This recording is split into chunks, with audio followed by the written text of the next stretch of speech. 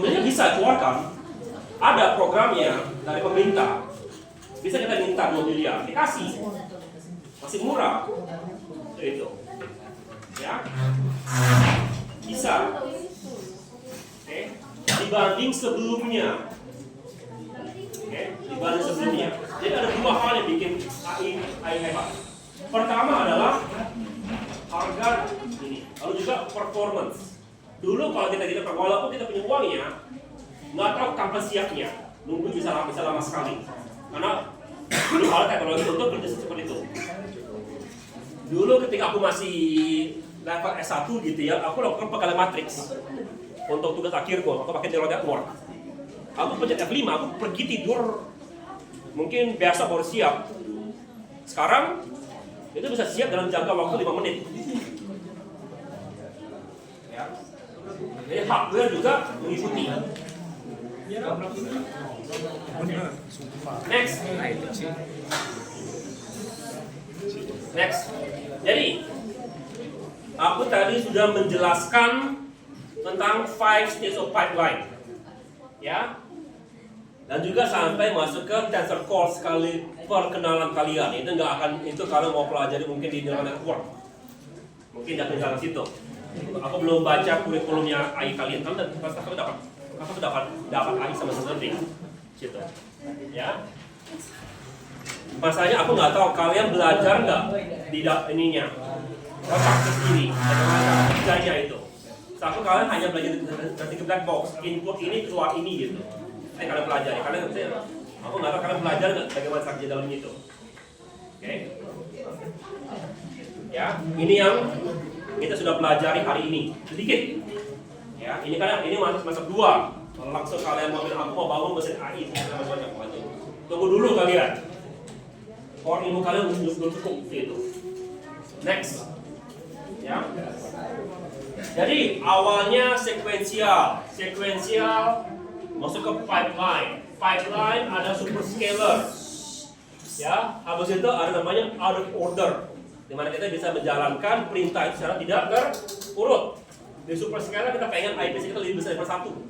Next, kan ya, dikit. Jadi awalnya sekuensial. Sekuensial adalah, ya kalau kamu punya 5 instruksi, ya 5 jalannya adalah 5 clock gitu butuhnya. Pipeline bilang kalau aku punya 5 instruksi, kalau aku bikin pipeline maka IPC ku akan mendekati 1. Ya. Superscalar, kita maunya nggak dari 1, maunya melebihi 1. Ya, baru habis itu dynamic out of order. Ya. Next, kita telah mempelajari pipelining, superscalar, SMD, sama GPU sama tensor kalian. Ya. Next, sekali lagi pipeline ada 5 tahapan: if, id, x, name, web. Oke, superscalar tadi pipelining ada masalah, nggak selalu bisa jalan seperti begitu. Kenapa? Bisa ada hazard. Kalau if sama main ketemu bersamaan, itu biasanya ada yang mesti ngalah. Tapi dengan hardware baru nggak perlu yang sekaligus. Yang kedua, data control data ada 2 cara. Yang pertama adalah dia tunggu. Cara kedua adalah kita bisa lakukan forwarding, langsung dari sini masuk ke sini. Oke? Lalu kontrol. Nah, kontrol yang sampai yang terus-terusan diperbarui kemampuannya. Yang paling di komputer CPU biasa, Intel, AMD, kita menggunakan out of order. Spesial. Ya. Jadi ketika dibutuhkan, jadi gimana? Ini perlu nunggu, ya sudah jalankan di bawahnya gitu. Ketika sudah siap, ya tinggal jalankan aja. Ya, CUDA, RTS paling 90. Padahal komputer biasa itu 24 core, ya, di i9. Sementara CUDA 16.000 core. Ya, high-end GPU bandwidth, ya, DDR5 hanya 80 GB, DDR6 tadi sampai 1000, lebih besar lagi. Next, ya. Next, kita baru ketemu di mana hardware ketemu software, ya. Oke, kita belajar sedikit tentang ini. Ini pada dasarnya ini kalian akan pelajari lagi di sistem operasi 3 ini. Nah ini, ya ini salah satu yang agak susah. Jadi akan sekali lagi ini hanya diperkenalkan. Di sistem operasi ini satu pertemuan, ini satu pertemuan, ini satu pertemuan, ini satu pertemuan. Atau malah ini dua pertemuan. Jadi pada dasarnya ini semua bisa sekitar 1/3, 1/4 daripada materi sistem operasi. Oke, next. Tugas kalian. Next. Oke.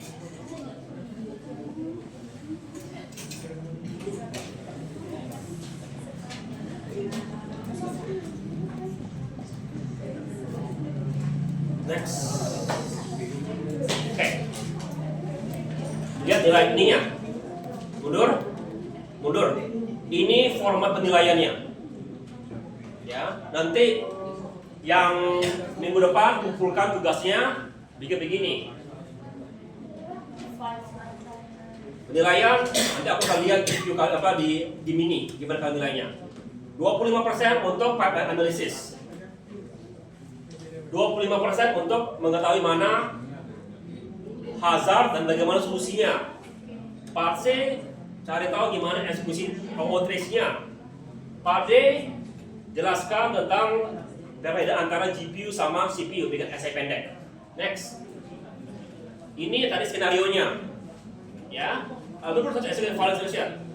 5 if ID X mem WB, it takes exactly 1 clock. Ini perintah-perintahnya. Nah, tugas kalian pertama adalah tonton video tentang MIPS. Biar kamu bisa ngerti ini ngapain. Ya, pada saya ini load, ini add, ini simpan ke memori, add, sub, and. Okay. What's it? Draw a full pipeline timing diagram. Bikin begitu. Ya. Ngapain tadi dia tuh? Oke. Identify hazardnya, apa aja hazardnya. So diagram pipeline status bubbles di mana yang misalnya. So diagram full data forwarding di calculate apa yang berapa banyak second simple kalau kita menggunakan forwarding. Jadi begini. Ya. Ini kamu bikin dulu diagram pipeline-nya. Cari tahu di mana hazardnya. Kalau hazard apa yang kamu kerjakan? Oke. Setelah ketemu hazard, ada 2 cara mengatasinya. Pertama dengan stall, tunggu aja gitu. Ya. Yang kedua adalah kalau kamu menggunakan forwarding. Oke. Sekarang berapa perbedaan antara stall dengan forwarding? Oke, next. Ya. Part B. Ya. Ya. Oke, sekarang tentukan mana hazard dari skenario 1, single memory design CPU fast instruction. 5, version 2, dengan state. Both need memory access. Explain konflik apa namanya ini? Ini konflik daripada structure. Karena sama-sama butuh memori, menjelaskan. Oke, ini apa hazardnya? Ini data. Ini belum siap, kan kita butuh tenor kan? Tenor dibutuhkan, tapi belum siap kita sudah jalankan perintah ini. Jadi gimana kita selesaikan? Lalu berapa banyak cycle yang dibutuhkan? Skenario 3, kontrol. Tadi kita jalankan apa maksud loop, serius sekali. Di CPU itu bisa saturation control prediction. Berapa kali kita mesti menghapus gitu. Ya, dimana ada 3 cycle penalty untuk menghapusnya. Next. Ya. Passy order. Given the following stream in CPU with 2 LUs, menurut kalian mana yang bisa dijalankan secara bersamaan? Ini sama ini boleh nggak?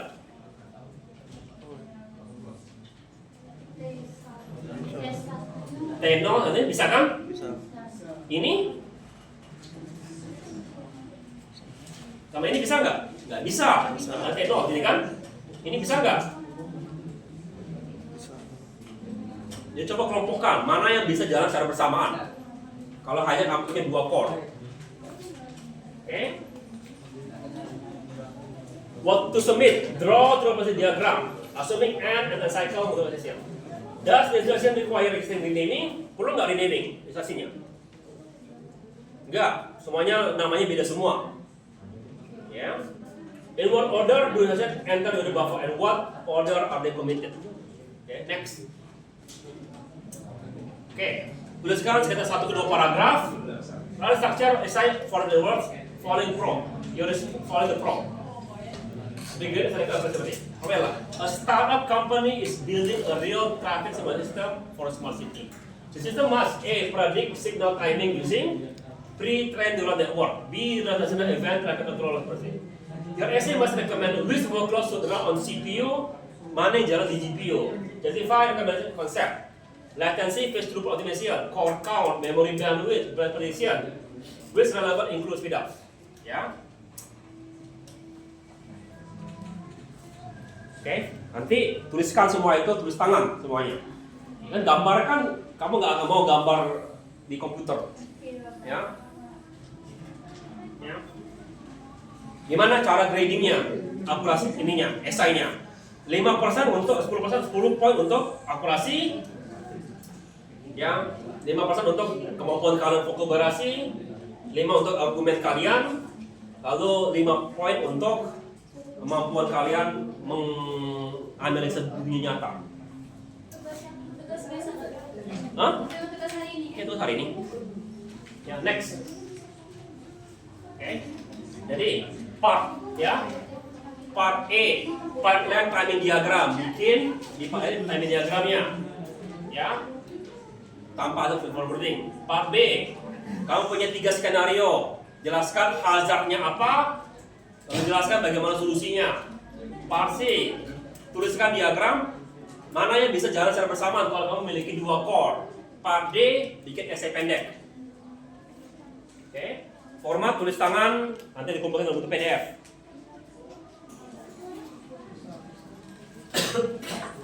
Next. Oke, ada pertanyaan nggak?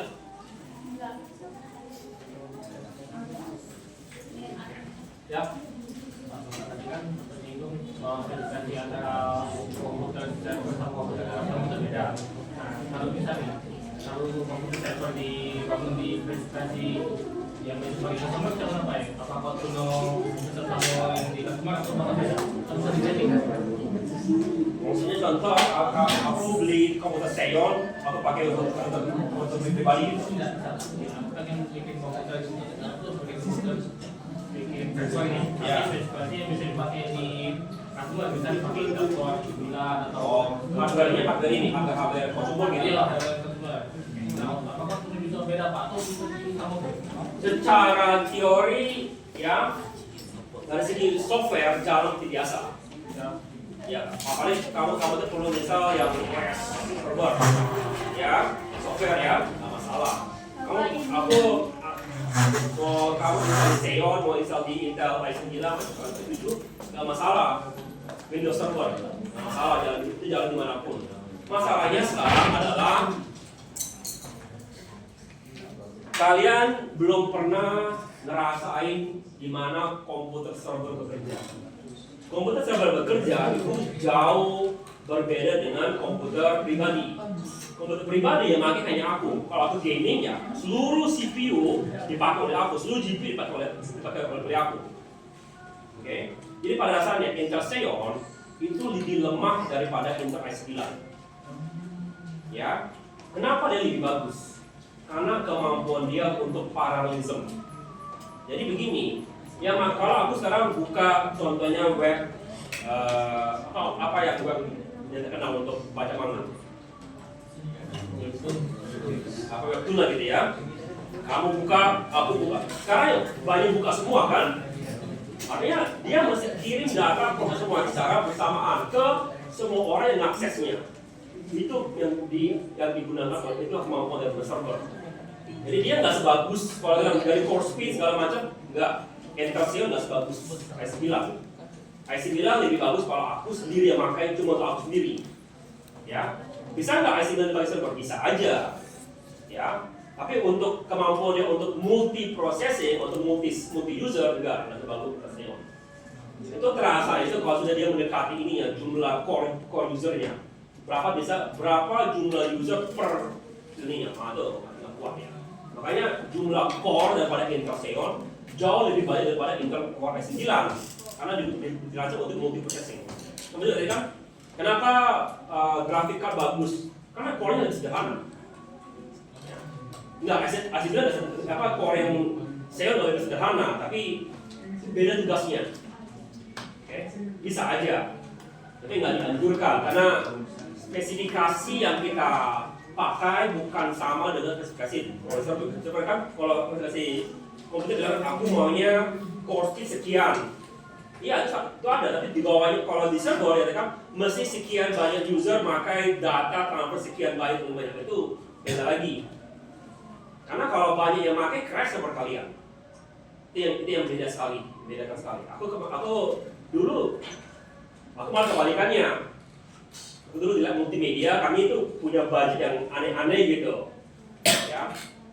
Jadi tinggal di lab Telkom itu kami itu bisa minta aja hardware, minta lah Intel Xeon, minta GeForce Quadro gitu kan. Bisa dipakai buat apa? Ya emang dipakai untuk multimedia juga.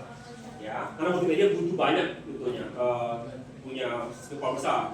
Tapi kalau sudah malam, dipakai buat apa? Main Dota. Ya. Tapi juga ya Intel Quadro harganya sekitar 10 kali lipat daripada Intel RTX gitu. Ya. Nggak bisa jalankan game sebagus Intel RTX Nvidia RTX dibanding Nvidia Quadro. Jadi Quadro khusus untuk rendering.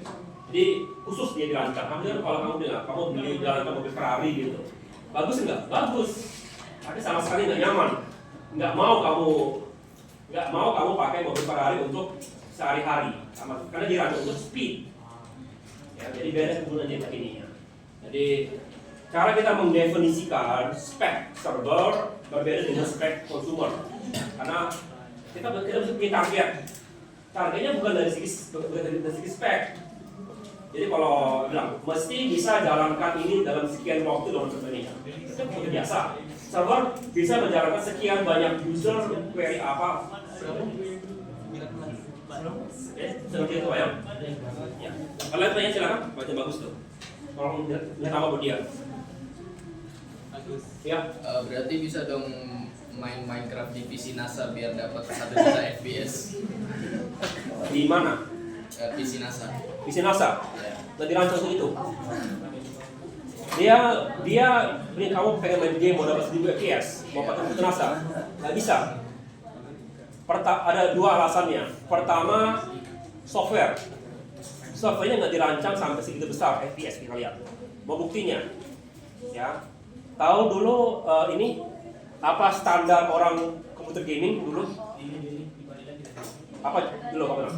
Can it run Crysis? Pernah dengar game itu? Pernah dengar? Jadi dulu yang full graphic card dulu adalah game namanya Crysis. Baru kita belajar. Jadi ada Can it run Crysis? Sampai sekarang kalau kamu tahu tech Linux gitu ya. Sekarang hardware kita sudah jauh melebihi komputer sekarang. Dapat nggak 15 FPS? Nggak dapat. Kenapa? Hardware nggak dirancang untuk itu. Ya. Jadi software sini nggak dirancang untuk itu. Mungkin kalau software dirancang itu bisa. Mungkin bisa. Yang kedua juga hardware kita juga nggak tegang. Kalau kamu mau 1000 fps, artinya monitor kamu mesti 1000 Hz. Ada nggak mau 1000 Hz? Adanya 500. 500 baru kan yang Asus kan? Iya. Nah itu pun baru terasa kalau kamu gunakan yang hardware apa? Itu baru terasa kalau malah speknya diturunkan. Jadi jangan kamu naikkan spek, berharap FPS naik, enggak. Mesti turunkan speknya baru terasa yang 500 tersebut. Kalau kamu tanya sama orang apa e-sport gitu ya, apa yang e-sport itu diturunkan ini mereka kualitas gambarnya. Mereka lebih mementingkan FPS daripada visualisasi. Jadi bisa nggak 1000? Secara teori mungkin bisa.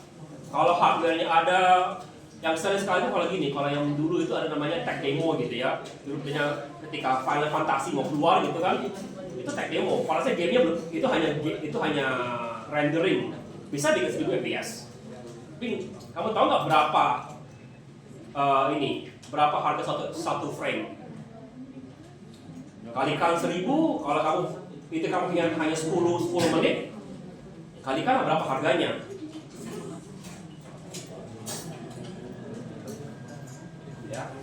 Kalau kita punya rendering mahal sekali. Aku masih ingat siapa gitu yang Pixar ngomong gitu, hampir kebakar sebelum mereka jalan bikin Toy Story waktu itu. Sampai sekarang masih sering sekali server untuk rendering itu sering dipaksa untuk overloading karena ada timernya kan. Kalau sekarang parah lagi, mesti visualisasi, mesti rendering, lighting, mesti ada visual, mesti ada dynamic fisik dari world kan. Kalau kamu jatuhkan batu, mesti ada gelombang kan, itu diatur semua fisiknya itu. Jadi secara teori bisa. Kalau hanya mau bikin 1000 fps per detik, aku kasih cerita sedikit buat kalian.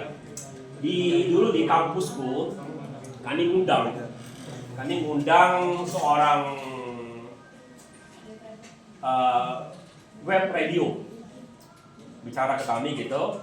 Jadi dia punya AI yang tugasnya ngatur radionya.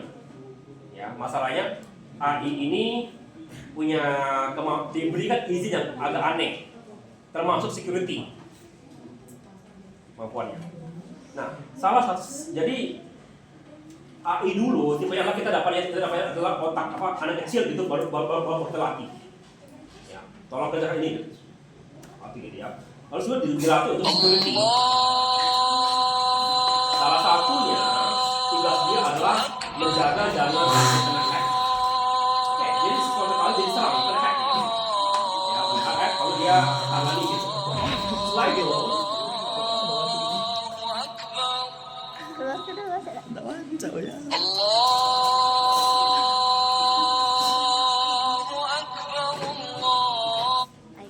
setelah itu, ya, dia kirim email ke hackernya.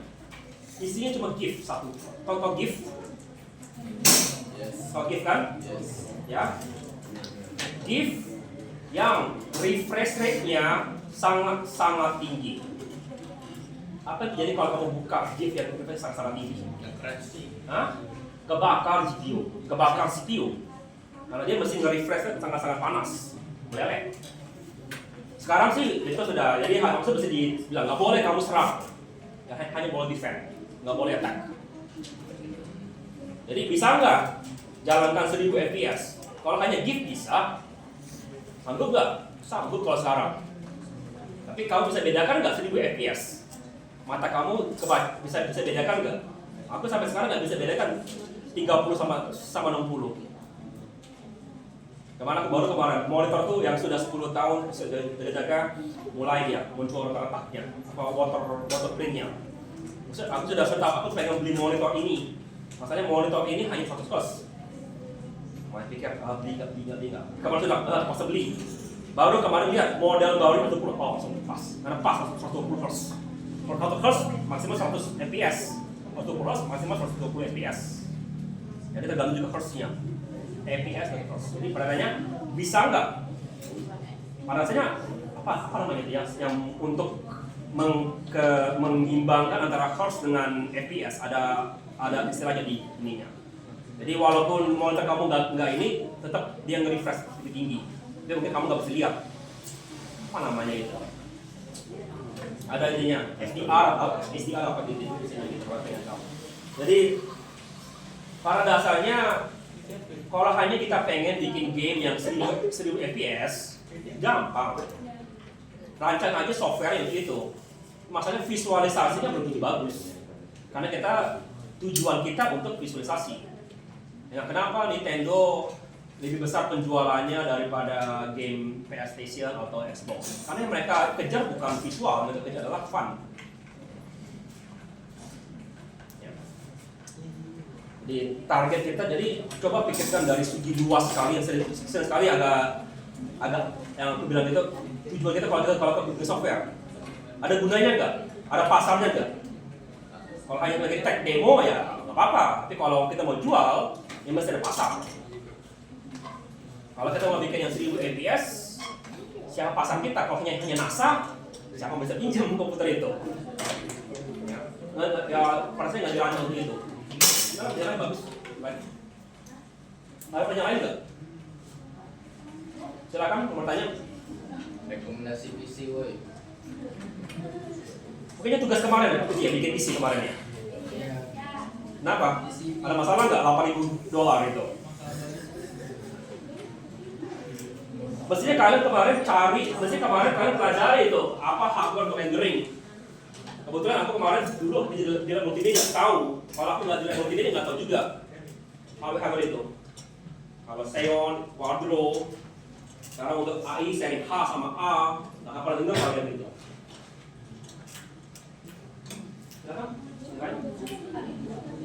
Siapa mau ini remedial?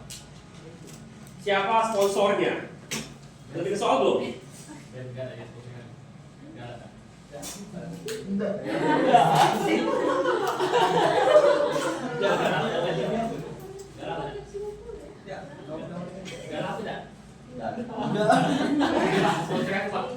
Udah bikin soal belum ya? Belum.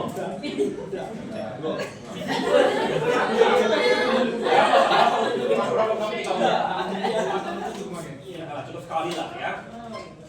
Ya kalau kamu gagal dapat 7 ya kali nanti kamu. Sampai dapat nilai 7 ya, jadi kurang besar.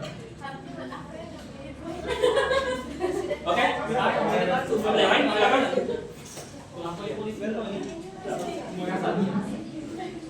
Itu negosiasi untuk pemerasan itu.